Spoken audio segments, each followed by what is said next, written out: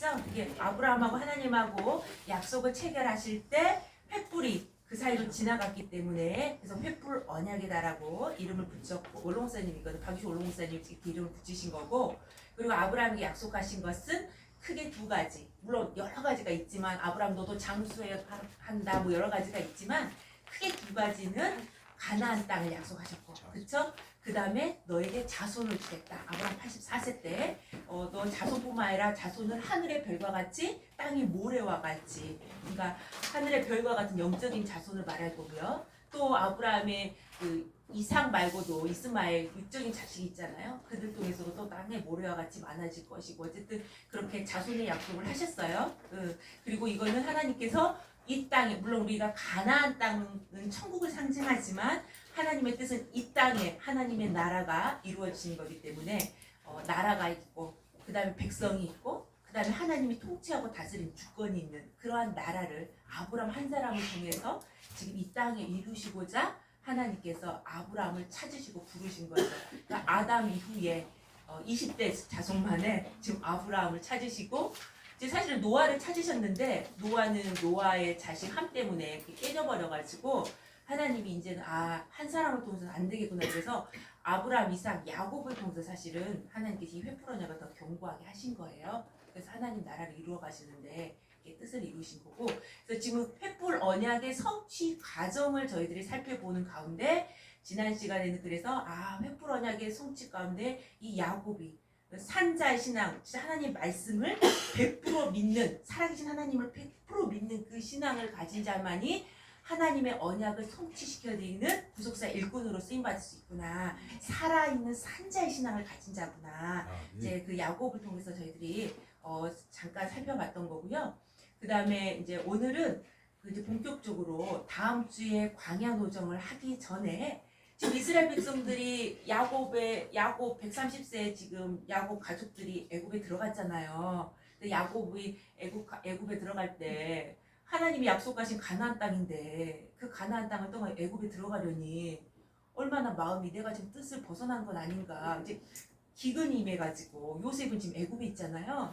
그랬을 때 요셉이 이제 우리 가족 앞으로도 흉년이 오랫동안 있으니까 오셔야 된다 이렇게 이제 초청했을 때 기도한 거 아니에요 야곱이. 그래서 하나님께서 가라 너 가족 이끌고 가라. 왜냐하면 하나님의 뜻은 횃불 언약이 거기에서 아브라함의 자손들이 400년 동안 종살이를 해야 되잖아요. 섬겨야 되잖아요. 그러니까 그걸 하나님의 언약 성취 가운데 애굽에 내려가는 거기 때문에 내가 반드시 너와 함께 있겠고 다시 너의 자손들을 이끌고 나올 것이다. 그 약속의 말씀을 주시고 야곱에게도 주시고 이제 야곱이 애굽에 들어갔죠. 근데 이제 드디어 애굽에 이제 들어갔는데 원래 이스라엘 백성들이 거주한 기간은 430년이고 그쵸? 근데 이제 보면은 성경에 보면 애굽살이를 430년 때로는 400년이라고 되어 있지만 요셉이 국무총리로 통치할 때 30년이 있었기 때문에 그때는 뭐 최고 호화판으로 이스라엘 백성들이 대접을 받고 있었지 않겠어요? 근데 이제 요셉이 총리에서 내려와서부터는 조금씩 그 대접이 이게 그쵸? 없어졌을 것이고 그리고 이제 본격적으로 이스라엘 백성들이 출애굽할 시점에 대해서 가까이 왔을 때는 이 노예살이 종살이가 얼마나 극심한지 성경에서 막 세풀무 고통이라고 이야기할 정도로 그러한 엄청난 환란 가운데 이스라엘 백성들이 출애굽을 하게 됩니다. 진짜 그야말로 종살이 중에 종살이 노예 생활을 하게 된대요. 그래서 오늘은 그 출애굽할 때 그 시점 어떠한 하나님께서 어떻게 이스라엘 백성들을 그 횃불 언약을 성취하기 위해서 섬기는 나라를 하나님이 징치하시고 너희들 큰 예물을 이끌고 나온다. 그 섬기는 나라에서 나온다. 그 말씀을 성취하시는 그 과정, 횃불 언약의 과정 가운데 이 출애굽의 역사가 있잖아요. 그거를 한번 오늘은 살펴보는 시간을 하도록 하겠습니다. 자, 이제 아브라함에게 약속하신 때가 가까웠다라고 이야기를 하고 있어요. 사도행전 7장 17절 18절의 말씀을 보니까요. 하나님의 아브라함에게 약속하신 때가 가까움에 이 약속하신 때는 언제인가요? 여기 창세기 15장 13절 이 횃불 언약 때 계기돼서 400년 동안 그쵸? 괴롭힘을 당한다 그랬죠? 근데 그게 끝나는 시점이 가까운 거예요. 그쵸? 그래서 거기서 그 섬기는 그 400년 동안 그 기간이 이제 거의 다 끝나가는 거죠. 그래서 이 아브라함에게 약속하신 때는 구체적으로 이스라엘 백성이 애굽의 종살이를 마치고 나올 때를 의미한다. 이렇게 보시면 되고요. 자, 그러면 이렇게 이제 종살이가 끝나고 나올 때가 가까워지니까 하나님께서 어떤 역사를 일으키셨는가 봤더니 이스라엘 백성이 기하급수적으로 번성하게 됩니다. 그러니까 사실은 원래는 야곱이 70가족이 들어갔잖아요. 근데 사실은 이제 정확하게 보면은 원래 야곱의 70가족이 다 들어간 게 아니더라고요. 보면은 애굽에서 낳는 자식까지 포함해서 70가족으로 돼 있는 거예요. 그러니까 더 적은 숫자가 들어간 거예요. 예, 근데 그 적은 숫자가 들어갔는데 나올 때는 200만의 엄청난 숫자가 그쵸? 그 번성하게 되거든요. 그리고 막판에는 엄청나게 고역을 당하는데 엄청나게 번성을 합니다. 고역 가운데서도. 하나님이 왜냐하면 분명 하나님 아브라함에게 네 자손이 엄청 많아지겠다고 약속을 하셨기 때문에 이 환란 가운데 이 자손을 번식시키는 엄청난 역사를 합니다. 야곱도 20년간 바다나라에서 환란 있을 때 아내 없고 자식 많이 낳았죠. 예, 그러니까 이게 환란이 나쁜 것만 아니 하나님의 섭리가 있는 거예요. 그래서 하나님은 이 섭리가 그 애굽 종살이 가운데 기하급수적으로 번성시키셨습니다. 이 보면 이 단어가 출애굽기 1장 7절에 보니까요. 생육이 중다하고 그냥 한 번만 이렇게 쓰면 되는데 중다하고 번식하고 창성하고 심히 강대하여 또 온 땅에 가득하게 이렇게까지 강조를 하고 있어요. 그렇죠? 얼마 사실은 이거는 아담에게도 그렇게 약속을 하셨잖아요. 아담에게도 그쵸 창성의 복을 주셨었고 노아에게도 홍수 끝난 다음에 이런 복을 주셔 하나님의 뜻이에요 이게. 예, 그리고 마지막도 우리에게도 열방에 복음화 해야 되는 하나님 백성을 이렇게 많이 만들어야 되는 그 사명이 우리에게 있는 거고 이걸 붙들어야 되죠. 근데 어쨌든 이렇게 하나님 해주셨어요. 근데 고센 땅이 거주가 굉장히 이제는 어떻게 된 거야? 야 때가 됐구나. 이스라엘 백성들이 거주한 땅이 애굽 중에서 고센 땅이었잖아요. 목축업을 했기 때문에 따로 구별된 장소였잖아요. 근데 이제 이거는 포화 상태가 됐고 더 이상은 애굽에서 거주할 수가 없는 상태가 됐구나. 이제는 나와야 될 때가 됐구나. 그리고 또 더 나아가 이제 횃불 언약이 아브라함이 약속하신 대로 심히 번성해 주신다 그랬는데 그렇게 그 만들어주고 있는 과정이구나 이걸 알 수가 있는 거죠. 그리고서 이제 드디어 새 왕조가 새롭게 등장을 하는데요. 출애굽기 1장 그 밑에 8절에 보니까 요셉을 알지 못하는 새 왕이 일어났다 그랬어요. 그나마 이거 이제 제가 이건 표로 한번 만들어봤거든요. 원래는요. 자, 이 보면 요셉을 알지 못하는 새 왕. 그거는 그동안은 그러니까는 지금 1876년에 애굽에 들어갔거든요. 그때가 힉소스 왕조였죠. 근데 요셉을 아는 왕이었어요. 그러면 그만큼 대우를 해줬겠죠. 요셉 데리고 왔던 이스라엘 백성들을. 근데 이제 요셉을 알지 못한 새 왕조가 들어섰다는 것은 투투모세가 이제 들어선 거예요, 왕조가. 예, 그래서 이 투투모세 1세가 들어서면서부터는 이제 완전히 이스라엘 백성들에게 엄청난 노역을 시킵니다. 그때 이제 라암셋을 그저 굳고서 이렇게 건축을 하면서 이스라엘 백성들 원래 목축하는 사람이잖아요. 건축이 아니라. 근데 그런 사람들을 데려다가 엄청난 고역을 시킵니다. 그래서 쇠풀무 고난 가운데 하나님께서 밀어 넣으시는 거죠. 하나님의 역사 가운데. 근데 감사한 것은 이유가 있는 거예요. 자, 이스라엘 백성들이 바벨론 포로에 70년 있을 때도 바벨론에 쉽게 물들 수가 있잖아요. 70년에. 왜냐하면 이미 이스라엘 백성들이 바벨론에서 귀환을 다 많이 못하고 소수만 했던 게 70년 그 나라에 있었지만 그때 당시 바벨론이 엄청나게 강성한 나라였기 때문에 금방 거기 잘 사는 문화에 물들어가지고 정착했고 거기서 먹고 사는 문제 다 해결했고 벌써 대를 이어서 이스라엘 땅을 모르고 70년만 됐어도 그쵸? 그러니까 귀환할 때 쉽게 귀환을 못한 거예요. 바벨론 포로 귀환 많이 안 했어요. 거기 눌러앉은 사람이 많았거든요. 남은 자 소수만 귀환을 했는데 뜻을 이룬 소수만 귀환해서 수르바벨 성을 건축했는데 마찬가지. 근데 이스라엘 백성들 지금 몇 년을 눌러앉아 있어요? 430년을 눌러앉았어요. 그쵸? 그러면 계속해서 요셉의 그 가족이라 그래가지고 이스라엘 백성들이 대접을 계속 받았다면 어떻게 됐을까? 여기가 조사원이가 되겠죠. 하나님의 뜻은 이들을 출애굽을 시켜야 되는데, 예, 그래서 하나님은 이스라엘 백성들이 이제 때가 됐기 때문에 이제 하나님께서 이 왕조를 바꾸시고 엄청나게 노역을 통해서 이제 어떻게 되는 거예요? 야, 우리가 이 종살에서 빨리 벗어나야 되는구나. 그리고 이들의 애국 문화, 애국이 그때 당시 엄청 잘 잡신도 많았지만 굉장히 그때 당시에 잘 사는 부강한 나라였잖아요. 그럼 거기에 이제 물들 수도 있는데 이걸 하나님이 다 철저하게 자기 백성 분리시키고 그리고 무엇을 소망하게 하는 거예요? 빨리 나가야 되는구나.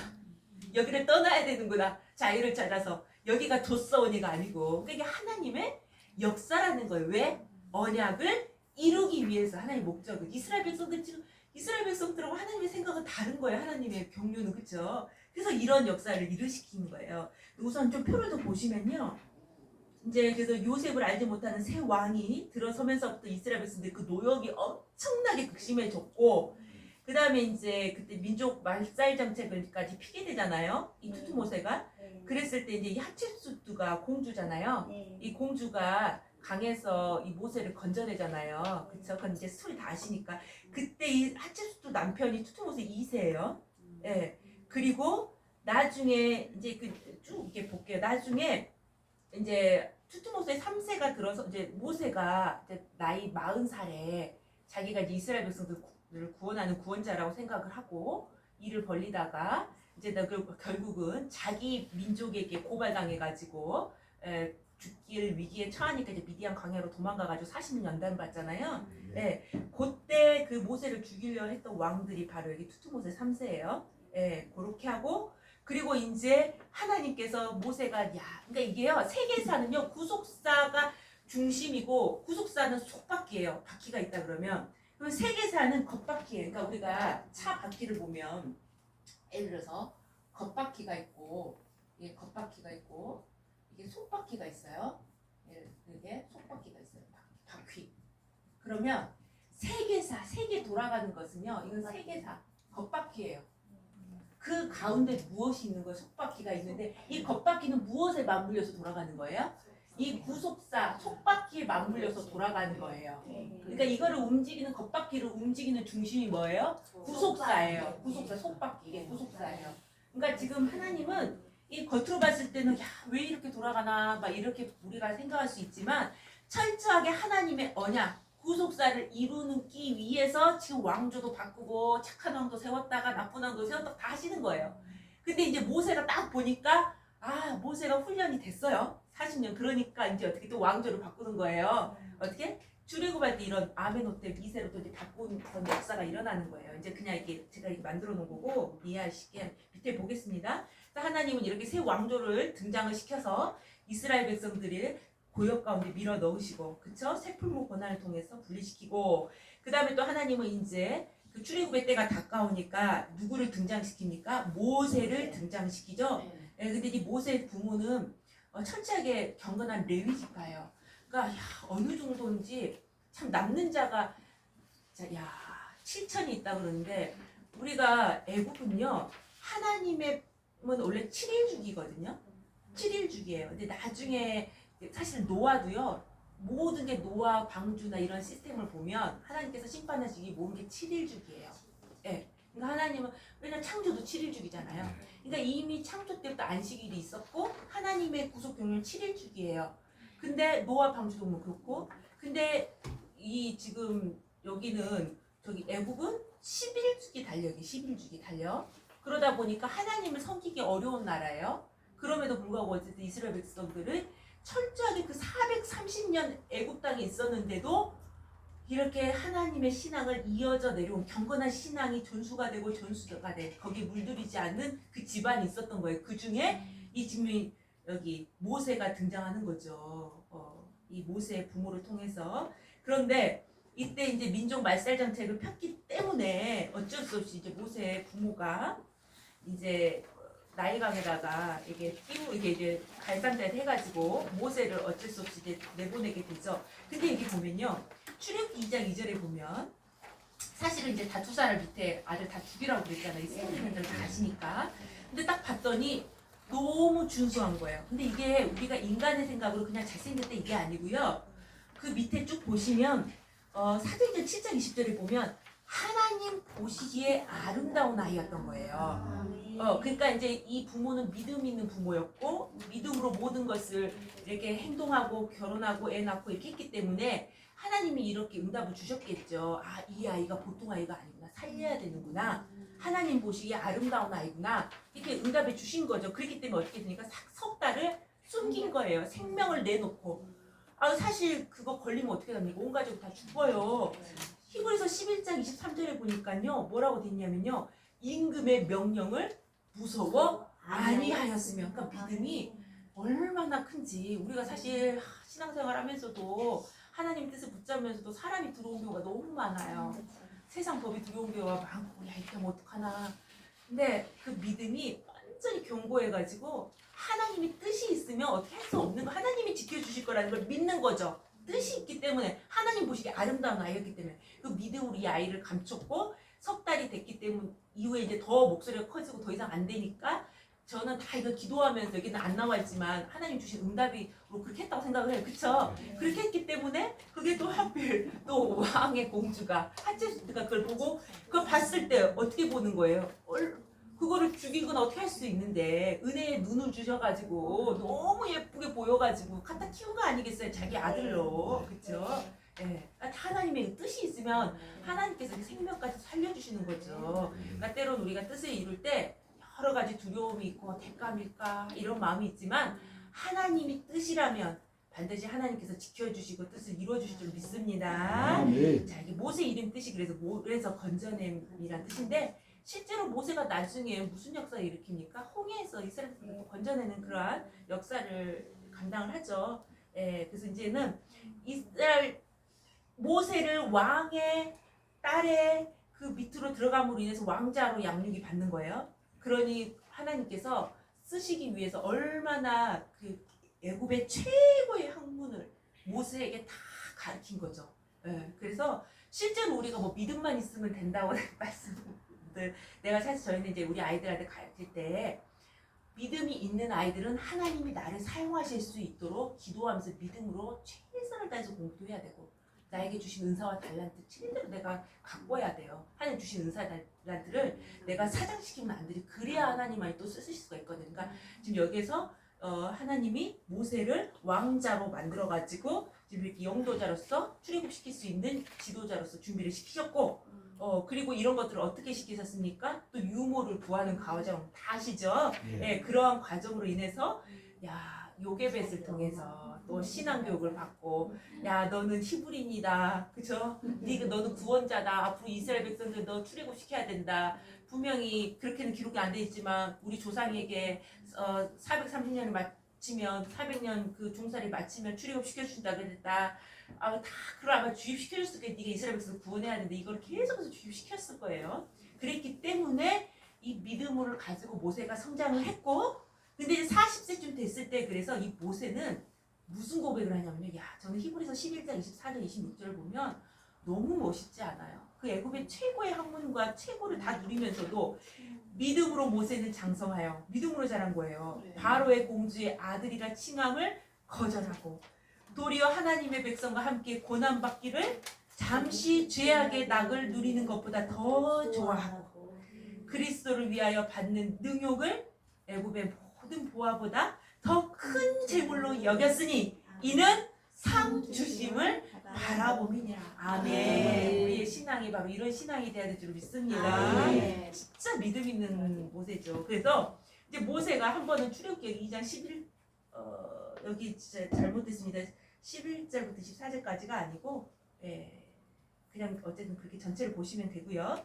이렇게 보시면 이제 자기 형제가 고역으로 인해서 너무 고통당하고 매맞고 막 이런 걸 보니까 그 어떻게, 야, 내가 맞아, 우리 엄마가 나에게 너는 구원자다, 너 이스라엘에서 구원시켜야 돼, 계속 주입을 시켜줬기 때문에 내가 지금 이를 구원시켜줘야 되겠구나 해가지고 어떻게 된 거예요? 이때 나이가 40세다 그랬죠? 이스라엘 자손을 보라고 생각이 난 거예요. 의문이 올라온 거예요, 마음속에. 그래가지고 그걸 보고서 원수를 갚아가지고 애굽 사람을 쳐 죽였는데 오히려 누가 밀고를 합니까? 자기 민족이 모세를 밀고를 하게 되는 거죠. 그쵸? 근데 사도행전 7장 25절에 보니까 이렇게 돼 있어요. 저는 그 형제들이 하나님께서 자기의 손을 빌어 구원하여 주시는 것을 깨달으리라고 생각하였으나, 그러니까 자기가 이스라엘 백성들을 출애굽시켜야 될 영도자, 구원자라는 것을 모세는 확신하고 있었죠. 사실은 확신하고 있었던 거예요. 근데 저희는 깨닫지 못하였더라. 왜 깨닫지 못? 때가 안 됐으니까. 하나님은 언제 80세에 쓰시는 거거든요. 그러니까 외적인 준비를 이렇게 다 해놓으시고, 그쵸? 근데 이제 이거는 그리고 나서 이제 하나님께서 40년간 미디안 광야에서 보내가지고 양치면서 훈련을 시키죠. 이제 여기에서 하나님은 내적 지도자로서, 영도자로서 훈련을 시키고 준비를 시키십니다. 더 겸손하게. 낮아지게. 나는 아무것도 할 수 없습니다. 그 정도까지. 왜냐면 예전에는 40살 됐을 때 기운도 뻗치죠. 막 모든 지식과 뭐 다 가지고 있죠. 똑똑하죠. 뭐든지 다 할 수 있을 것 같아요. 의기양양해요. 하나님 그럴 때 쓰시는 게 아니고 낮추고 낮춰서 아무것도 할 수 없는 저는 양치는 목자에 불과합니다. 40년을 훈련을 시키셨어요.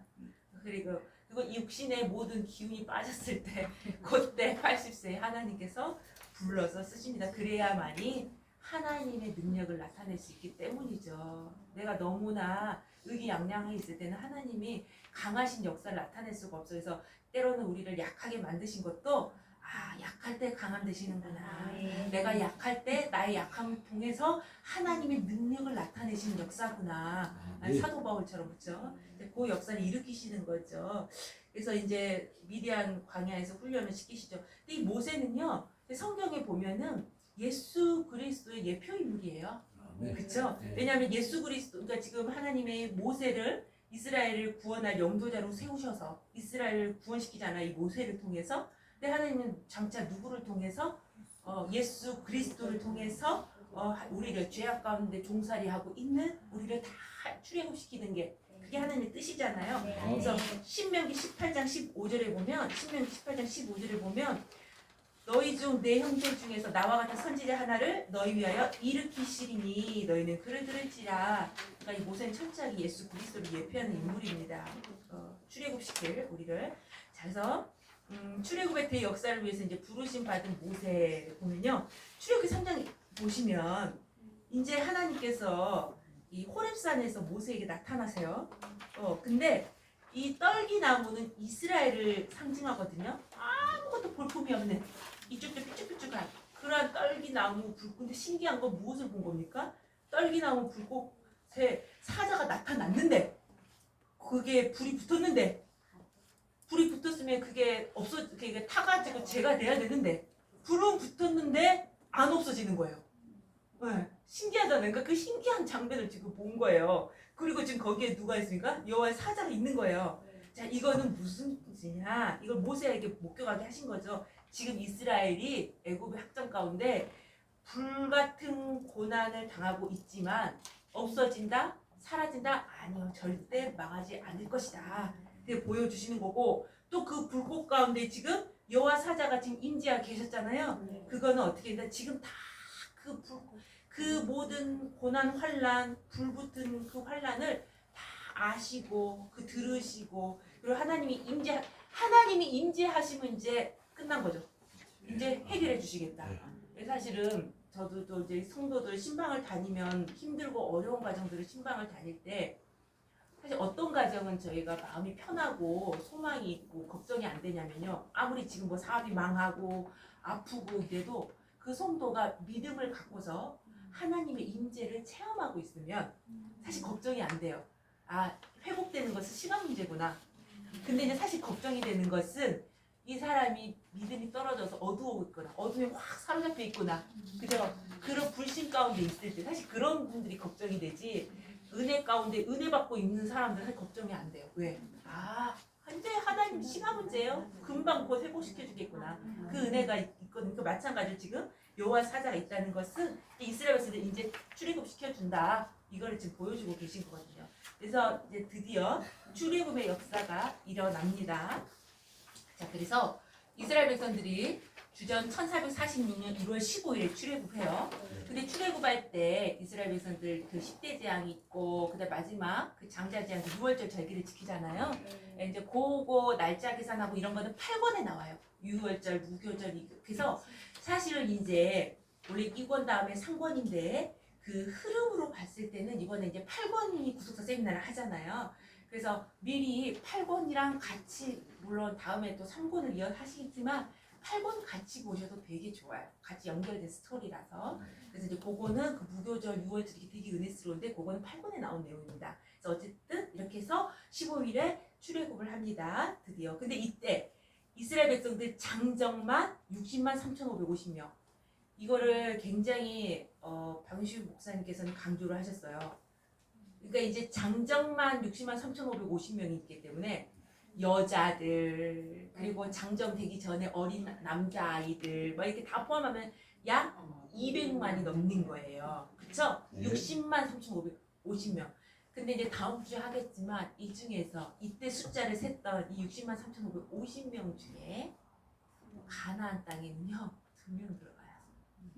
네, 여기서 갈래 가슴이 아프지만. 네. 그리고 이제 광야 2세대가 들어가고 그때는 이 숫자에 해당된 사람들이 아니니까 광야 2세대는. 네. 네, 그래서 이렇게 됩니다. 자, 근데 그럼 출애굽의 대역사를 일으킬 때 하나님 어떻게 하시느냐? 하나님의 권념이 있었어요. 먼저 권념. 자, 출애굽 2장 23절에서 25절에 보니까요 이렇게 돼 있습니다. 이제 외구방 죽었어요. 투투모세가 저기 모세를 죽이려고 했었잖아요. 그 왕이 죽었습니다. 너무 고역이 심하니까 이스라엘 백성들이 누구한테 부르짖을 수밖에 없어요. 이제 하나님 얼마나 찾겠어요. 하나님 살려주세요. 난리가 난 거야. 이제 기도하고 부르짖고 손을 들어. 그래서 너무너무 고역스러우니까. 왜냐면 모세 40살 때도 이미 풀무 고역이 있었는데 학대를 당하고 있었는데 지금 80세잖아요. 그럼 40년간 계속 또 그런 고역을 당하고 있었던 거예요. 그러니 하늘의 그 기도 소리가 부르짖음이 상당히 얼마나 그 통곡과 그게 부르짖음이 상당히 됐겠죠. 근데 참 놀라운 거는요. 하나님께서 출애굽 2장 23절 25절을 보면 그 부르짖는 소리가 하늘에서 하나님께 상달돼요. 정말 간절한 기도가 되는 거죠. 우리가 얼마나 다급할 때는 얼마나 하나님 다급한 기도가 되니까 간절하게. 그랬더니 하나님께서 이제 그 소리를 들으시고 아브라함과 이삭과 야곱에게 세운 그 언약, 그 횃불 언약, 그쵸? 그 언약을 어떻게 하시겠대요? 기억하사. 하나님 그 잊어버리신 게 아니에요. 계속 기억하고 계시죠. 근데 특별히 이렇게 말씀하시고 계세요. 그리고서 이스라엘 자손을 권념하셨다. 근데 이 권념이라는 단어 자체가요 무슨 뜻이냐면 한마디로 말하면 이게 두 단어가 결합된 건데, 야 너네들 고역당하고 있는 거, 그 고생당하는 거 다 알아. 내가 다 보고 있어. 나 다 알고 있다. 지금 이런 말씀이거든요. 그러니까 그걸 하나님 불쌍히 여기시고 권념해 주시는 이게 바로 출애굽의 원동력이었다니까. 먼저 무엇이 있어야 되냐? 자, 그 에스겔 36장 37절에 보시면요. 에스겔 36장 37절에 이런 말씀이 있어요. 하나님께서 그러니까 이스라엘 족속이 이와 같이 자기들에게 이루어지기를 내게 구하여야 할지라. 그러니까 하나님이 이미 작정되었다 할지라도, 이미 어떻게 해주시겠다 약속하셨을지라도, 왜냐면 횃불언약도 이미 약속하셨잖아요. 430년 뒤에 너 이끌고 나오겠다 했을지라도, 약속했을지라도 어떻게 해야 된대요? 구하여야 한대요. 이루어지시기를. 그러니까 반드시 기도가 있어야만이 하나님께서 움직이실 수 있는 역사가 나타나는 거예요. 그러니까 말씀은요, 언약은요 폭탄이에요. 폭탄. 이 폭탄을 실어 날아서 그 적지를 향해서 날아갈 수 있도록 하는 것은 기도예요. 기도. 기도가 없으면 이게 이 폭탄을 실어 나를 수가 없습니다. 하나님의 역사가 나타날 수가 없어요. 그런데 또 폭탄이 없이 기도만 해봤자 뜻과 상관없는 기도가 되는 거예요. 그거는 또 중언부언하는 거고 미신적인 기도고 또 그건 뜻이 안 이루어지니까. 그러니까 항상 요한복음 15장 7절인가 말씀을 가지고 언약을 가지고 그 언약을 붙들고 하나님 앞에 기도할 때 뜻이 이루어지는 거죠. 그래서 기도를 반드시 해야 됩니다. 부르짖는 역사가 있었을 때 하나님께서 그 횃불 언약을 기억하시고 이제 때가 된 거죠. 기억하시고 하나님께서 권념해 주시고 불쌍히 여기시고 이제 출애굽 시켜주시는 거예요. 이 권념의 역사는요 이미 이 360년 전에 요셉이 애굽에서 죽었잖아요. 그때 유언을 이렇게 했잖아요. 창세기 50장 24절 25절에 야 나는 죽어. 하지만 나를 어떻게 하라고 그랬어요? 거기다 지금 해가지고 묻지 말고 너희들 하나님이 반드시 출애굽 시킬 텐데 나 그때 같이 갖고 가. 데리고 가다. 그쵸? 입관해가지고 묻지 말고 이렇게 하시면서 뭐라고 그러냐면 하나님 너희를 반드시 권고하신다. 이게 똑같은 단어는 아니지만요. 이 권고라는 것이 비슷한 의미예요. 이거는 하나님의 방문해 주시겠다. 기억하겠다. 이런 의미거든요. 그러니까 하나님이 반드시 방문해 주고 기억해 주시겠다. 그러니까 우리가 하나님의 뜻을 위해서 우리가 사역을 하는데 그 사역의 현장이 얼마나 환난과 어려움이 많이 있잖아요. 뭐 그럴 가운데 우리가 하나님의 뜻을 붙들고 우리가 부르짖어 기도하면 하나님께서 그 현장에 어떻게 해주시는가 방문해 주시고 신방해 주시고 임재해 주시고 찾아와 주시고 그래서 권념해 주시고 권고해 주신 역사가 있다는 사실이에요. 그럴 때 하나님께서 우리에게 그 기도를 통해서 응답해 주시고 하나님의 살아계신 하나님의 역사가 나타나게 해줄 줄을 믿습니다. 네. 그 역사가 먼저 있었고 그 다음에 이제 하나님이 이제 애굽 사람들의 이제 죄악이 찬 거예요. 그들을 심판을 해야 돼요. 그러니까 그들이 하나님도 다 때가 있더라고요. 우리 부모가 자식을 훈련시키고 매를 때릴 때도 기다리잖아요. 그래서 딱 보면 참고 있다가 이제 안 되겠다 싶으면 매를 딱 들듯이 하나님도 애굽을 심판을 하는데 그 죄를 이제 보시는 거죠. 이제 제가 이들을 심판해야 되는 때가 된 거예요. 얼마나 하나님의 백성 선민을 학대했어요. 그리고 2살 밑으로 남아아이를 다 죽여버렸잖아요. 그러니 그 나일강에 그 피 맺힌 그 얼마나 이스라엘 백성들의 그 사실 진짜 순교의 피가 얼마나 많이 뿌려졌으며 한 맺힌 그게 얼마나 많이 있냐고요. 부르짖음이. 이제 그걸 하나님이 이제 그들의 죄악을 그래서 심판을 하시는 거죠. 마찬가지로 마지막 부분 보니까요. 전 3년반이 있고 후 3년반이 등장을 하잖아요. 후 3년반을 지나야 최종 끝이 있거든요. 근데 이제 후 3년반들은 전도할 수가 없어요. 2주기나 사명을 감당할 수 없어요. 그때는 교회도 없고 예배 드릴 수도 없고 그쵸? 그때는 엄청난 환란이 있고 그리고 성경을 볼 수도 없다 그랬어요. 이제 북한을 보면 약간 우리가 상상은 가죠. 그렇게 해서 대신에 이제 그때는 그래서 그동안 받았던 말씀으로 내가 성경책이 되고 각자 내가 가는 곳이 교회가 되고 그렇게 해서 이제 믿음을 지키는 건데 그때 많이 순교를 당하거든요. 두 증인이 복음 증거를 하고 그 복음 딱 끝까지 복음 전파하는 사역이 전담에 맞춰지면 그때 이제 순교를 하잖아요. 그때 그 순교의 피가 호소를 하거든요. 그러니까 그게 순교의 숫자가 또 채워져야 되거든요. 그러한 게 다 채워지면 이제 후 3년반을 지나서 하나님이 심판을 하시는 역사가 나타나는데 어쨌든 이렇게 이스라엘 백성들의 이러한 부르짖음과 그런 피가 흘려졌고 그래서 하나님께서 이제 심판을 하십니다. 근데 무슨 죄를 구체적으로 졌냐? 애굽을 심판하셔야 되는데 선민을 교활하게 괴롭혔고요. 무시하고 업신여겼어요. 하나님 백성들을. 택한 백성들을. 근데 보니까 이 표준 세번역을 보면 좀 이렇게 나와 있어요. 사도행전 7장 19절에 이 임금이 우리 결의에게 교활한 정책을 써서 우리 조상들을 학대하되 갓난아기들을 내다버리게 하여서 살아남지 못하게 하였습니다. 이 교활이라는 것은요. 성경에서 주로 이 사단의 역사를 나타낼 때 교활 이게 쓰는 단어예요. 또 민족 말살 정책 이스라엘 백성들 괴롭혔죠. 교만해가지고 업신여기고 함부로 했죠. 이러한 죄를 하나님이 이제 심판하시는 그 때가 된 거예요. 죄가 찬 거예요.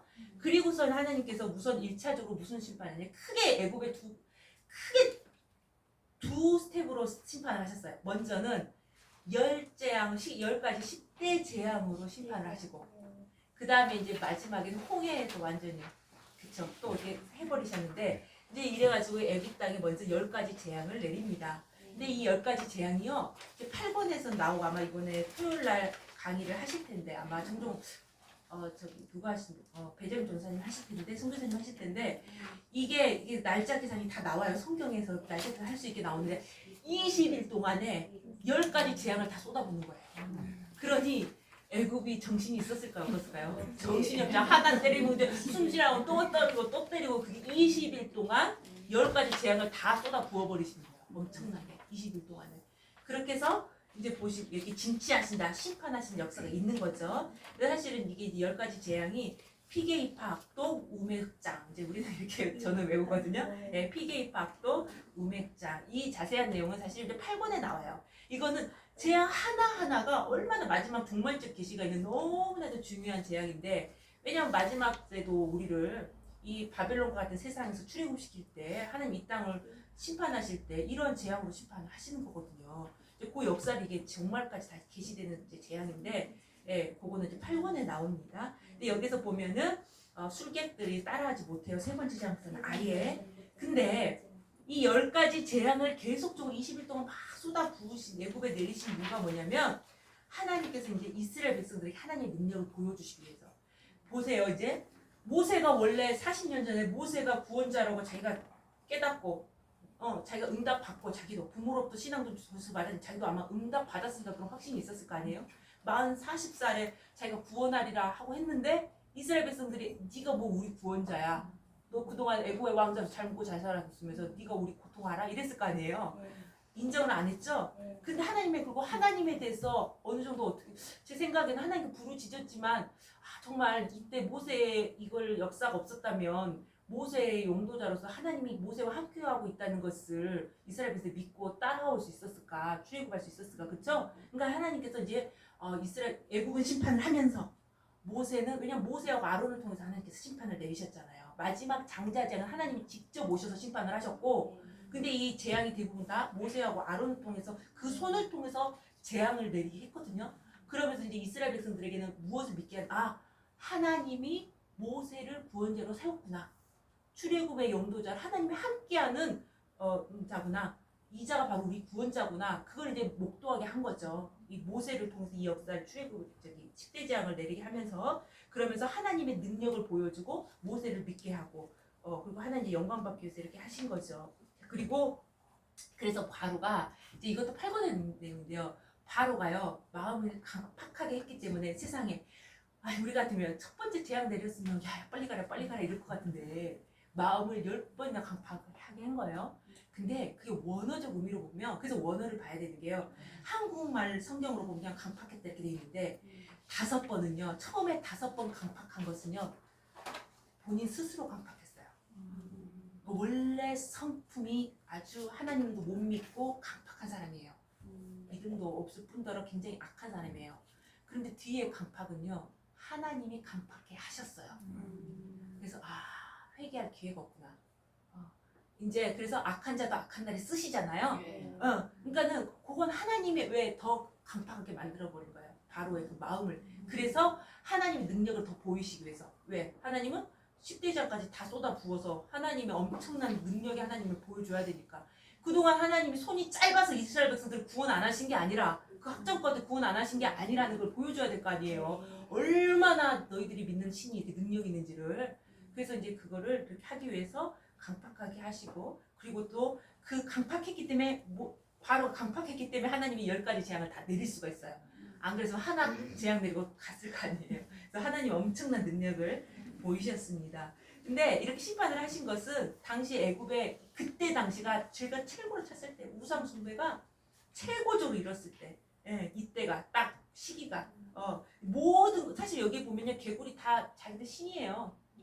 근데 그 신을 아무것도 아니다. 심판해버리 오히려 신이 그냥 온 밥그릇이고 온 침실이고 들어와가지고 자기가 섬기는 신이 완전 아주 지긋지긋하게 만들어버리는 거예요. 나밖에 없다. 내가 최고의 신이 내가 하나님 보여주신 거거든요. 그걸 다 심판해버리시고 그죠? 아주 악취가 나게 하시고 세상 신들은 그리고 이제 사실 최고의 신은 누구냐? 애굽의 바로잖아요. 바로 그죠? 바로까지 이제 나중에 하나님께서 심판 바로 아들 장자까지 다 쳐버리셨잖아요. 마지막 장자전 때는 그렇게 하시고 근데 놀라운 것은 애굽에 똑같이 심판을 하시지만 누구는 구원해 주신 거야? 이스라엘 백성들이 있는 그 고센 땅은 하나님이 보호해 주신 거예요. 그래서 출애굽 8장 23절을 보니까 하나님이 구별을 둔다 그랬어요. 그러니까 구원시키고 구속시키는 거죠. 그러니까 마지막 때도 하나님의 택한 백성은 구원하시는 역사. 아멘. 똑같은 일인데도 똑같은 심판이고 똑같은 재앙인데도 그 가운데 이스라엘 백성들은 하나님의 영광을 목도하고 하나님을 체험하고 그쵸? 구원받는 그 순간이라면 똑같은 순간인데 그 믿지 않는 백성들은 재앙을 받고 심판당하는 순간이라는 거. 이게 믿음으로 그걸 바라봐야 된다는 거죠. 이게 시간차가 있는 게 아니라 똑같은 시간대 이렇게 이루어지는 거예요. 근데 이제 여기서 중요한 게 마지막 10번째 재앙이거든요. 이 장자 재앙에 보시면 하나님께서 장자 재앙을 치셨잖아요. 왜냐하면 장자는 기록의 시작이에요.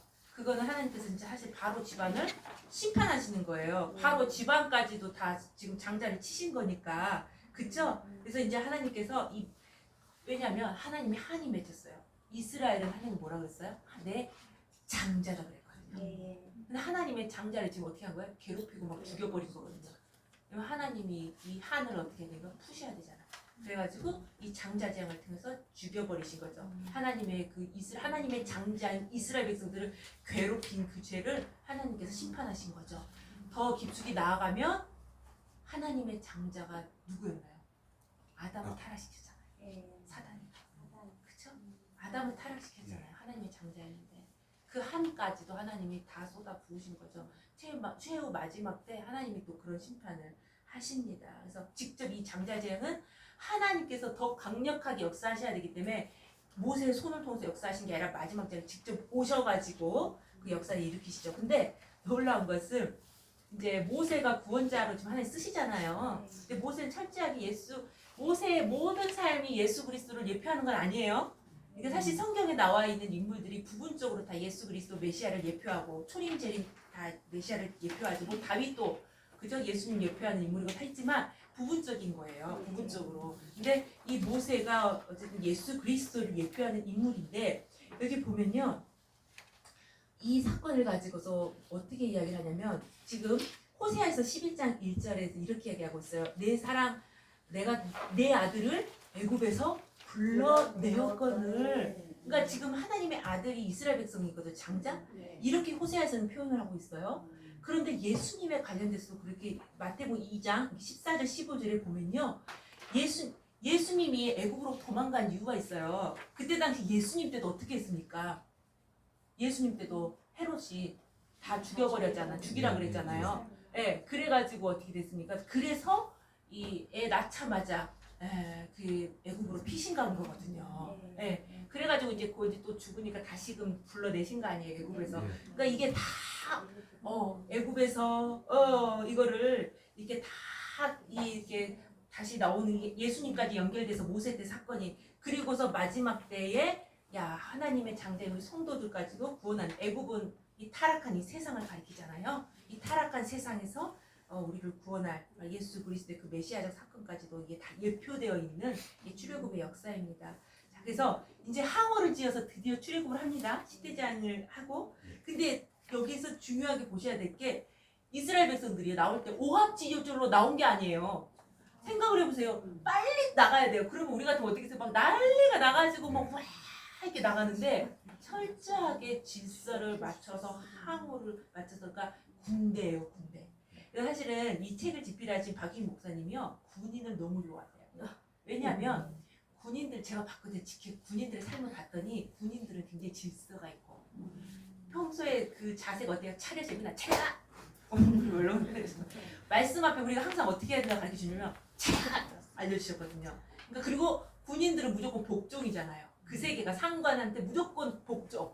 말씀 앞에 무조건 복종. 그리고 질서 있고 칼각으로 정리하죠. 뭐든지. 그리고 걸어갈 때도 착착 질서 있게. 그리고 우리는 십자가 군사들이잖아요. 그러니까 성도는 어떻게 해야 된다? 질서가 있어야 되는 거죠. 그래서 하나님이 항우를 지어서 나오게 하나님의 백성답게 군인답게 정말 멋지게 의기양양하게 뭐 어디 노예들이 도망가는 것처럼 막 오합지졸로 나온 게 아니라 아주 멋있게 군인들 아주 의기양양한 군인들처럼 노예들이었는데 그동안 그런 노예들이 그리고 달라 그러면 응급행물 달라 그러면 하나님이 딱 두려움을 줘가지고 그냥 다 주는 거야. 빨리 나가라 빨리 나가라. 그러니까 하나님이 주신 재물 큰 재물 이끌고 이스라엘 백성들이 군인들 아주 의기양양한 승리자들처럼 쫙 해가지고 항우를 지어서 줄을 맞춰 십자가 보사처럼 척척척척 나오는 거죠. 그래서 사실 우리가 신앙생활 할 때도 뭐든지 그러니까 질서라는 게 여러 가지 개념이 있잖아요. 하나님 질서 하나님이잖아요. 우리가 윗사람 어려움을 준다. 위아래 질서도 있는 거고 그리고 우리가 모든 생활도 질서 있게 생활을 해야 되고 돈을 사용할 때나 그저 너무 이렇게 뭔가 혼잡스럽거나 이러면 안 되고 뭐든지 그리고 청소하는 것도 그렇고 모든 생활에 우리가 십자가 공사는 질서가 있어야 되는 거죠. 그래서 그렇게 해서 나오게 됩니다. 큰 재물을 이끌고 이것도 횃불 언약의 성취죠. 자 그리고 이제 이때 요셉의 해골을 이 모세가 기억을 하고 가지고 나옵니다. 네, 이것도 횃불 왜냐하면 그 요셉의 해골을 가지고 나온 것은 횃불 언약의 지금 성취의 과정으로 우리가 출애굽한다는 걸 보여주는 확증하는 증명되는 하나의 증거물이라고 할 수가 있어요. 그렇잖아요. 요셉이 그랬잖아요. 공고에서 반드시 하나님이 이 횃불 언약대로 너희들을 출애굽시킬 거다. 그렇게 약속한 거잖아요. 요셉이 그렇게 해서 죽었잖아요. 근데 그 뼈를 지금 들고 나온단 말이에요. 그러니까 지금 출애굽의 역사가 어쩌다가 우연히 된 역사가 아니라 하나님의 그 언약 성취의 과정 가운데 지금 이루어지는 거다. 이걸 보여주는 하나의 증거물이 되겠어요. 그리고 하나 더 나아가서 이게 그래서 보면은 그 유대인들 그 백과사전에 이렇게 기록돼 있대요. 이게 이제 굉장히 크니까 우리가 무겁고 이러니까 우리가 보통 우리 사람 운구할 때 뭐 6명이서 나르는 게 아니겠죠. 엄청 많은 사람이 이렇게 해가지고 그걸 메고 나왔을 거예요. 엄청 많은 사람들이 메고 나왔을 건데 이거를 그 유대인 백과사전에는 어떻게 되어 있냐면요. 그럼 이거를 어디에 뒀을까? 근데 그 법궤 옆에 항상 둔다더라고. 그러니까 이거는 성경에 기록된 건 아니지만 유대인 그 나라의 그 백과사전에 그렇게 되어 있대요. 법궤 위에 옆에. 근데 사실은 그게 하나님의 언약이었잖아요. 이 모세뼈는 언약을 상징하는 거기 때문에 사실 하나님 말씀을 상징하는 거거든요. 약속을. 그러니까 그게 맞는 거죠. 그 법궤 옆에 있었다고 이제 그렇게 되어 있습니다. 자, 이것도 그러니까 출애굽의 역사고 드디어 하나님 홍해로 인도하시는 섭리가 있는데요. 자, 이게 이제 클라이막스인데 요거 하고 이제 오늘 마쳐질 텐데요. 한 번에 하고 제가 끝내기로 했습니다. 네, 중간에 또 마지막에 쉬기로 했습니다. 사실은 여기서 우리가 정말 저는 이제 이 대목에서 은혜를 받았는데 이스라엘 백성들이 애굽에서 출애굽에서 가나안 땅으로 들어가는 그 길이요 3가지가 있어요. 여기 보면 이제 다음 주에 이제 이번 주 토요일 날 선물이 그 노트 그 컴퓨터 마우스 패드예요. 근데 거기에 광야노정이 그림이 그려져 있어요. 근데 그걸 보시고서 한번 찾아보세요. 가나안 땅으로 들어갈 수 있는 이 길이 있어요. 해변길, 수르길, 셀산으로 가는 길이 있는데 하나님이 그 길로 인도하지 않으세요. 우리가 생각할 때 그게 더 쉽고 빠른 길이거든요. 가나안 땅 갈 수 있는. 근데 하나님이 이상하게 막 돌리고 뺑뺑이 쳐가지고 어디 앞으로 인도하시냐면 믹도라 홍해 앞으로 인도하세요.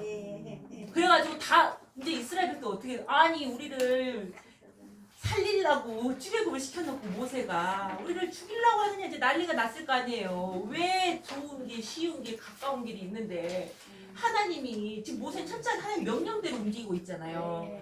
홍해 앞으로 뭐 어떻게 근데 뒤에서 어떻게 돼요? 애국 군대가 또 막 쫓아오거든요. 그래서 코너에 딱 몰리게 하시는 거예요. 우리가 인간의 생각에 사면 초가죠. 어떻게 죽는 거야 그냥 가만히 있어도 죽고 물에 들어가도 죽고 그 일부러 하나님이 그 길로 인도하셨다는 사실이에요. 네, 그게 하나님 왜 어떤 역사로 이렇게 하셨는가? 왜 우선은 첫 번째 무슨 역사냐면 만약에 그 가까운 길로 가면요. 여기 보면 그 블레셋 사람의 땅의 길이 있다 그랬잖아요. 근데 이제 이 무역로기 때문에 그 가까운 길로 그런 길로 가면은 국경 수비대가 다 지키고 있대요. 애굽에. 그러면은 전쟁을 하게 돼야 돼. 근데 이들이 지금 군인으로서 전쟁을 준비된 사람들이니까 노예. 한 번도 전쟁을 해본 적도 없고 노예. 하나님이 군인처럼 의기양양하게 출애굽을 시켰지만 어쨌든 한 번도 싸운 적이 없는 사람들이에요. 왜 전쟁 만나면 이들하고 어떻게 해요? 다 도망가고 다시 애굽을 들어가겠다. 또 이렇게 될 거 아니에요. 그래서 하나님이 일부러 그런 전쟁을 만나지 않도록 하나님께서 하신 거죠. 하나님 다 역사하는 거죠. 그리고서 하나님의 사실 궁극적인 목적은 하나님은 심판을 10대 장으로만 심판을 하는 것이 아니라 지금 바로왕이랑은 다 살아있잖아요. 그죠? 장자들만 죽었고 그러면 거기를 어떻게 되는 거? 이 바로하고 그 모든 애국 군대들을 홍해 속에 싹 수장시키고 이스라엘 백성들에게는 하나님 엄청난 구원의 역사를 체험하게 하시는 그게 하나님의 목적이었던 거예요. 그래서 때로는 우리가 사역을 할 때 사면 초과를 만날 때가 있다니까요. 근데 우리는 소망이 있는 게 어디가 뚫렸습니까? 하늘이 뚫렸어요. 근데 사면 초과를 만났을 때는 이제는 해결시켜 주실 때가 얼마 남지 않았구나. 사실은 그 역사지 않겠어요? 이제 이들이 진짜 출애굽의 역사를 체험하게 되는 거예요. 하나님의 영광을 체험하게 되는 거예요. 그게 이제 얼마 안 남은 거에서 더 부르짖고 하나님 의지하시기 바랍니다. 네, 그래서 이건 하나님의 전략이었다. 자 보세요. 출애굽기 14장 17절 18절 보면요. 이렇게 돼 있어요. 야, 분명 마음을 강팍하게 해가지고 보냈는데도 불구하고 다시금 또 아쉬워서 쫓아오게 되죠. 바로가 보내서 이스라엘 백성이 출애굽을 했어요. 그랬는데도 불구하고 장자까지 죽여버리니까 그런데도 불구하고 어떻게 하나님 또 마음 강팍해가지고 다시 또 쫓아오는 거예요. 쫓아왔는데 만약에요 이때 홍해 수장 안 했으면 이스라엘 백성들 광야나 노령 가운데 어떻게 됐을까? 이들이 또 막 쫓아오고 막 했겠죠, 그죠? 네, 하나님은 그러니까 깨끗하게 처리를 해야 이 새 백성을 탄생시켜서 뜻을 이룰 수가 있는 거예요. 그래서 이 보니까 그 모든 군대와 그 병거와 마병을 인하여 영광을 얻으리니. 그러니까 애국 군대들 지금 너희들 죽이려고 막 뒤에 달려오고 있지? 걱정하지 마. 그 너희들 죽이려고 쫓아오는 그들을 통해서 하나님께서 어떻게 하시겠대요? 영광을 받으시겠다. 그리고서 하나님 뭐라 그러신 거예요? 야, 그때서야 애국 사람들 내가 진짜 최고의 신이라는 거 인정하신다는 거예요. 이스라엘 백성들에게는 이스라엘 백성들에게도 하나님을 믿게 하는 체험하는 신앙을 허락해 주신 거고, 눈으로만 내가 정말 하나님을 정말 체험하지 못하는 신앙이었다면 이제는 내가 눈으로 아버지의 역사를 체험하고 목격하는 그 역사로 만들어 주시는 거고, 그리고서 또 한편으로는 애국으로 완전히 심판하시는 거고, 예, 그 역사를 지금 보여주고 있는 거죠. 그래서 하나님께서는 이렇게 쭉 보면 그런 모든 애굽의 죄를 다 심판을 하셨다. 그리고 이 마병을 통해서 영광을 받으셨다. 이렇게 말씀하고 있습니다. 사실은 제가 이제 저도 보면 예수님도 보면요. 예수님도 십자가를 앞두고서 사실 누가 예수님을 십자가에 달리게끔 가장 직접적인 역할을 한 사람이 누굽니까? 가룟유다잖아요. 근데 가룟유다가 예수님 팔러 나갔잖아요. 밤이더라 그랬잖아요. 한번 볼까요? 요한복음 13장에.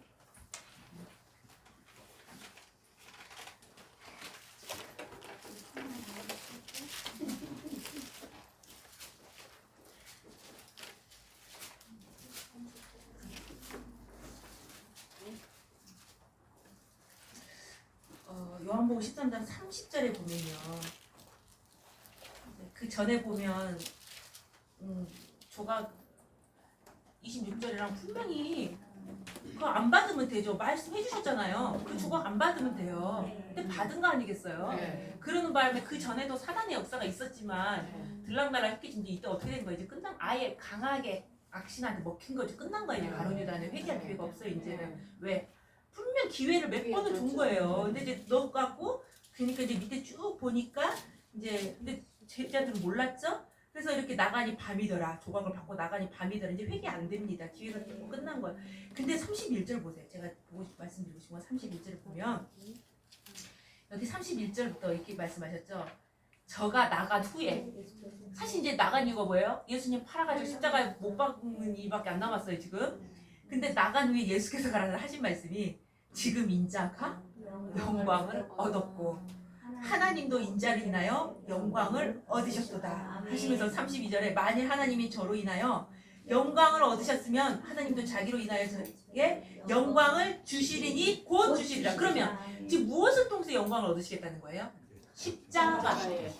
우리가 생각할 때 그게 수치의 십자가, 저주의 십자가잖아요. 사실은 죄값을 지불하신. 그런데 하나님은 무엇을 통해서 지금 영광을 얻으시겠다는 거예요? 십자가. 그래서 저희는 사수절마다 저녁마다 집회를 하는데 저희 이제 박유신 목사님께서는 항상 이렇게 말씀하세요. 사단이가 만약에 예수님이 십자가에 달려 돌아가심으로 인해서 자기는 승리한 줄 알았거든요. 그래서 죽인 거 아니에요, 예수님을. 사단이는 잔치하고 박수치고 난리가 난 거예요. 근데 만약에 그로 인해서 그 예수님 십자가 사건으로 해서 사탄의 머리가 박살나는 창세기 3장 15절에 그죠? 그 박살나는 역사였다면 그걸 알았다 그러면 그 짓을 했을까요? 안 했죠. 못했죠. 알지 못한 거예요. 관원들은 알지 못한 거예요. 그런 지혜를 안 준 거니까 사단은 아주 묘하게 움직이는데 자기가 지혜로운지 아는데 하나님의 지혜가 더 높죠. 하나님의 그 십자가는 예수님을 통해서 그 십자가를 통해서 죄값을 지불하시고 전 인류를 살리는 그리고 어떻게 사단 머리를 박살내는 그 영광을 하나님께서 취하시는 거예요. 그래서 십자가로 골로새 2장 15절에 승리하셨다 말씀하셨잖아요. 그렇죠? 여기 12장 한번 요한복음 12장 보시겠습니다. 이제 예수님 십자가 달려 돌아가시는 전에 직전에 하신 말씀인데 자 23절에 보시면 이렇게 말씀하세요. 23절 요한복음 12장 23절에 인자의 영광을 얻을 때가 왔도다 이러셨죠? 근데 이제 그러면서 하신 말씀이 뭐예요? 24절에 죽어야 돼. 그쵸? 죽으면 어떻게 해야 된대요? 열매를 맺는다. 이게 무슨 말씀? 예수님이 십자가 달려 돌아가셔야 예수님의 그 속죄의 은총으로 말미암아 수많은 그 아브라함의 자손들이 생길 것, 하나님의 택한 백성도 구원받을 것, 그것을 보라보신 거 아니겠어요? 이게 승리죠. 그래서 32절에 보면 이렇게 돼 있죠. 32절에 내가 이 땅에서 들리면, 이거 십자가 사건을 말씀하신 거잖아요. 네. 들리면, 이거 들림의 역사인 거예요. 네. 세상 사람들, 믿지 않는 사람들 봤을 때 저주의 십자가지만 우리는 영광의 십자가죠. 그래서 모든 사람을 내게로 이끌겠노라 하시니, 그러니까 그 역사인 거죠. 이걸 영광을, 십자가를 통해서 하나님이 영광을 받으시겠다는 거예요. 지금 그 역사를 지금 일으키십니다. 그래서 이스라엘 백성 다 죽었다 생각했는데 그 역사를 통해서 하나님께서는 이 홍해를 통해서 하나님께서 엄청난 역사를 일으키신다. 이제 뒤에서 끝에서 잠깐 보겠지만 이 홍해 도화 사건은 이스라엘 백성의 세례를 상징합니다. 네, 그렇죠. 고린도전서에 보면 이스라엘 백성 이때 한꺼번에 세례받은 거예요. 근데 세례라는 것은 우리가 한마디로 말하면 예수님과 연합된 사건이잖아요. 예수님과 연합돼서 내가 십자가에 죽고 같이 그쵸 물속에 퐁당 들어가고 그리고 다시 물속에 들어갔다가 다시 올라올 때는 예수님이 주신 생명으로 내가 다시 사는 거잖아요. 네, 그게 바로 세례잖아요. 그러니까 이제 이스라엘 백성들 그동안 애굽의 모든 수치와 모든 죄악을 다 어떻게 됩니까? 거기 안에서 다 해서 새 백성이 이제 탄생이 되는 거예요. 노예가 아니라 하나님의 아들로서. 왜냐하면 우리가 예수 그리스도를 믿음으로 말미암아 하나님의 아들이 되잖아요. 그러니까 마찬가지로 이스라엘 백성들이 여기에서 이 홍해 사건을 통해서 예수 그리스도와 연합된 사건이고 이 세례받는 사건이고 이래서 진정한 이제 노예가 아니라 하나님의 아들로 새 백성으로 거듭 탄생하는 순간이 바로 이 홍해입니다. 그러니까 하나님의 엄청난 영적인 의미를 지금 부여하고 계시는 거죠. 네, 엄청난 사건입니다. 자, 그래서 보면 쭉 보시면 근데 이제 7번을 이제 다 끝났으니까 보면 하나님이 애굽을 심판하시고 이제 어떻게 됩니까? 야, 모세를 통해서 하나님께서 그렇죠? 딱 물을 갈라가지고 그죠? 거기를 마른 땅을 지나가게 한 거예요.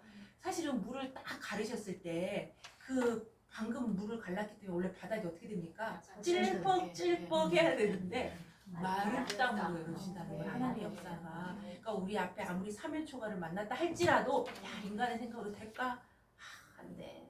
한다 할지라도 하나님이 역사하시면 하나님이 그 홍해를 가르시고 마른 땅으로 찔뻑찔뻑해서 간신히 빠지면서 건너는 게 아니라 하나님께서 마른 땅 새 길을 열어주실 줄로 믿습니다. 네. 그리고 이스라엘 백성들이 두려워할까? 왜냐면 뒤에 막 애국 군대가 쫓아오잖아요. 애국 군대가 그러니까는 이스라엘 백성들을 바짝 쫓아온 거예요.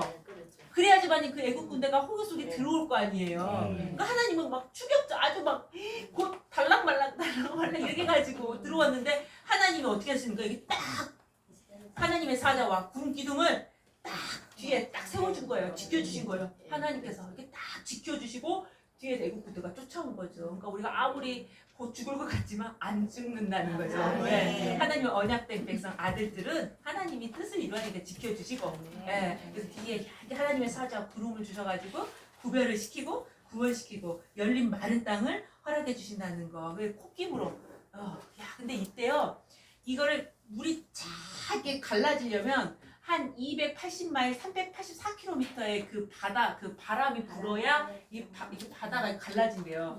사람 날아간 것도 남았죠. 그쵸? 근데도 이스라엘 백성들은 머리카락 하나 안 날리고 거기를 지나간 거 아니겠습니까? 하나님의 역사죠. 하나님의 역사. 이렇게 일어납니다. 자, 근데 이스라엘 백성이 애굽에서 탈출해서 홍해를 건너서 애굽의 종로로 돼서 해방되었듯이 성도들도 죄악된 세상 애굽에서 탈출해서 오직 예수 그리스도의 세례를 통해 마침내 죄의 노예에서 해방을 맞이하게 됩니다. 자, 고린도전서 10장 1절 2절 이렇게 되어 있죠? 형제들아 너희가 알지 못하기를 내가 원치 아니하노니. 그러니까 구약에는 몰랐어요. 그냥 홍해 출애굽이구나 했지만 신약에서 풀어주신 거죠. 비밀을. 우리 조상들이 다 구름 아래 있고 바다 가운데로 지나며 모세에게 속하여 다 구름과 바다에서 세례를 받고 모세는 예수 그리스도를 예표하니까 우리가 예수 그리스도께 속하여 우리가 세례를 받고 새 사람으로 거듭난 거죠. 예, 그렇게 해주시는 거고 또 보면 마태복음 먼저 갈라디아서 2장 20절에 보면 이런 말씀 있어요. 갈라디아서 2장 20절에 보면 이제 내가 사는 것이 아니요 우리가 지금 살고 있는 것은 이미 우리 다 죽었죠. 죽었다 다시 그러니까 사실은요 우리는 이미 부활한 사람들이에요. 영적으로 죽을 사람들이 아니라 이미 죽었다가 살아난 사람이에요. 부활이 죽었다가 살아나는 거잖아요. 그래서 우리는 이미 부활을 체험한 사람들입니다. 예수 그리스도 믿음으로 죄에 대해서 죽었어요. 아멘. 옛사람 다 죽었어요. 아멘. 죽고 이제 지금 다시 사는 것은 예수 그리스도의 생명으로 다시 사는 거예요. 그러니까 이 생명은 우리에게 다시 주어진 것은 내 생명이 아니고 누구 거예요? 예수님 거죠. 하나님 거죠. 그러니까 이 생명은 누구를 위해서 쓰라는 거죠? 하나님을 위해서. 그러니까 우리의 삶이 어디에 죽어야 되는 거죠. 나는 죽었어요. 나는 죽고 오직 예수 그리스도의 생명만이 살아야죠. 제가 오면서 또 목사님하고 이야기를 하고 있는데 근데 우리가 사역을 하고 신앙생활을 하다 보면 야, 내가 죽는 게 얼마나 힘드니까. 근데 내가 죽으면 다 해결돼. 이제 맨날 이렇게 야 죽은 사람이 무슨 죽은 사람은 말이 없고 죽은 사람은 누가 남이 때려도 그냥 가만히 있지. 남이 한 대 때린다고 해서 같이 맞봐서 때리는 게 뭐가 있고 그쵸? 소리 지르는 게 뭐가 있고 죽은 사람은 나 죽은 거 아무것도 아니에요 그냥. 예. 그러니까 우리는 사실은 신앙생활 죽어야 된다는 게 근데 보면 한번 성경 보겠습니다. 마태복음 24장 28절에 마태복음 24장 28절에 보시면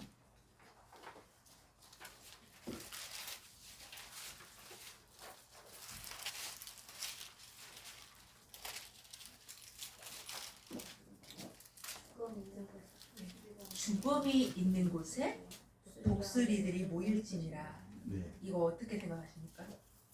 죽은 시체잖아요. 네. 독수리는 이제 메시아를 상징하는 건데 그래서 근데 원래 독수리는 죽은 거 안 먹어요. 산 거 먹어요. 원래는 그쵸? 까마귀. 네, 그럼 이거를 어떻게 보십니까? 근데 주검 있는 곳에 독수리를 모였습니다. 독수리는 생명을 먹어요. 근데 여기서는 주검이 있는 곳에 그래서 원로사 이렇게 풀어주셨어요. 내가 죽어야 예수 그리스도의 생명이 나타납니다. 아멘. 그렇죠? 네, 내가 죽지 않으면 내 예수 그리스도의 생명이 나타날 수가 없어요. 그러니까 내가 철저하게 죽은 사람 그런 사람한테는 무엇이 나타나는가? 예수 그리스도의 생명이 나타나서 아버지께서 역사하시고 영광을 받으실 줄 믿습니다. 아멘. 그런 자들을 만나주시고 사용해 주시고 붙들어 주시는 거예요. 네, 제가 이제 시간이 그래도 조금 한 5분 10분만 좀 더 했으면 좋겠거든요. 이제 이렇게 해서 우선은 출애굽 대역사는 마쳤는데 이거 관련해 가지고 그 모세가 하나님 앞에 지도자로서 영도자로서 쓰임을 받았잖아요. 근데 성경에 보면 저는 굉장히 놀라운 말씀을 봤는데 그 모세가 하나님의 대신해서 쓰임을 받았잖아요. 재앙도 일으키고 홍해도 가를 때 모세가 손을 쫙 피니까 어떻게 됩니까? 이제 강이 쫙 바다 홍해가 쫙 갈라진 거 아니겠어요? 근데 이 역사는 바로 모세의 손으로 역사했지만 사실 누구 손이었어요? 하나님의 손이었죠. 예수님이 지금은 어디 계시냐? 부활 승천하셨잖아요. 어디 계십니까? 그쵸. 우리 다 이렇게 계시는데 성경에서 보좌 우편에 계시잖아요. 원래 보좌에 앉으셔야 될 텐데 아직 구속사가 완성이 안 됐기 때문이잖아요. 그럼 보좌 우편에 앉으셨다는 의미가 뭘까? 그쵸. 보좌 우편에 왜 앉아 계실까? 자, 한번 저기 사도행 이제 우편이라는 단어 자체가요. 히브리어로 덱시오스예요. 덱시오스. 이게 오른손이란 뜻이에요. 네, 덱시오스. 히브리어로 헬라어로 덱시오스. 오른손이란 뜻이에요. 우편이. 한번 사도행전 5장 31절 보실까요? 히브리서 10장 12절에는 다 그렇게 되어 있는데 같은 단어를 씁니다. 사도행전 5장 31절에 보면 성경 보면 딱 밑에 숫자가 딱 기록되어 있어요. 아예. 그래서 딱 바로 눈으로 확인하실 수 있어요. 지금 우리가 원어 성경이 없어도. 사도행전 5장 31절을 보시면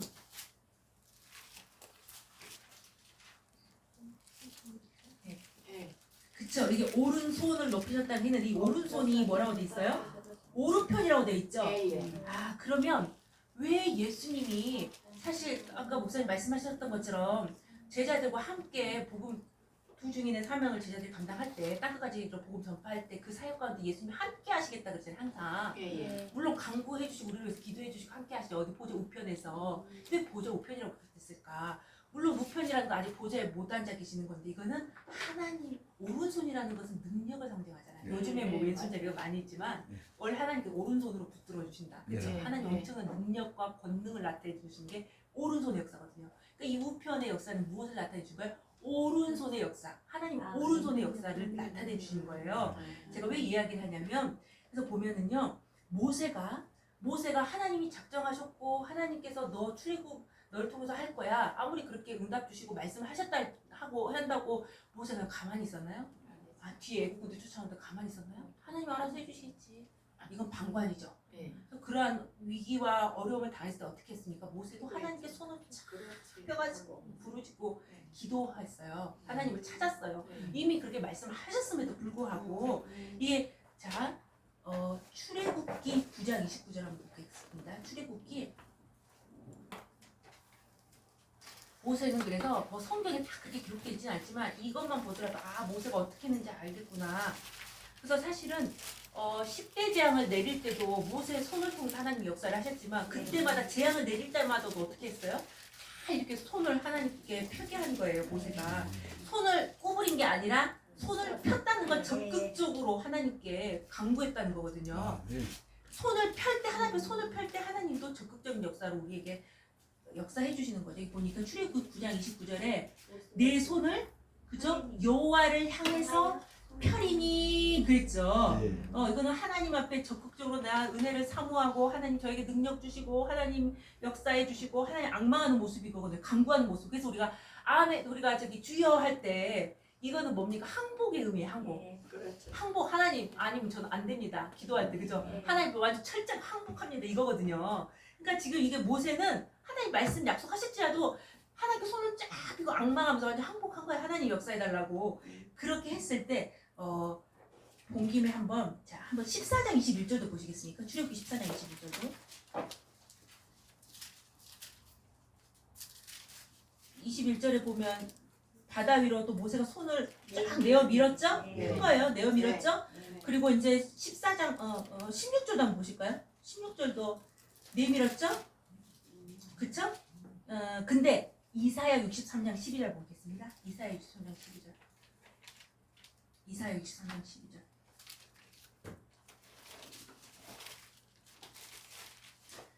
왜냐면 여기 계신 분들은 다 하나님께서 리더자로 지도자로 세워주셨고 또 63장 12절 이사야. 그리고 저희가 혹시나 이제 목회자나 사역하시는 분이 아니더라도 각각 가정에서 리더를 하고 계시는 자식을 양육해야 되고 또 교회에서 또 리더로 다 일을 하시잖아요. 모세와 같은 이런 신앙이 있어야 되는 거죠. 이사야 63장 12절을 보니까 그 영광의 팔을 지금 이 영광의 팔을 누구를 말하는 거야? 하나님의 영광의 팔이에요. 하나님의 그 영광의 팔, 그 우편의 역사를 예수 그리스도의 우편의 역사를 능력의 역사를 어떻게 하시겠대요? 모세의 오른손과 함께 해주신 거예요. 그래서 물을 갈라주신 거죠. 우리의 오른손에 하나님의 영광의 팔이 함께 하시기를 간절히 소원합니다. 네, 그 하나님 보좌 우편에서 누구를 좀 도와주시는 거예요? 우리를 도와주시는 거죠. 하나님의 그 우편의 역사, 오른손의 능력의 역사가 누구를 통해서 나타나는 거예요? 각자 우리를 통해서 우리의 오른손의 역사 하사 그 능력의 역사가 나타나는 거죠. 바다가 갈라지고 마른 땅이 되게 하는 그 역사가 모세만 예수님만 그러는 게 아니라 오늘날 우리에게 각자 한 사람 한 사람 신령한 모세 삼아서 하나님 뜻을 이루시는 거죠. 그래서 시편 이거 하나만 더 찾아볼게요. 시편 136편 12절에 시편 136편 12절에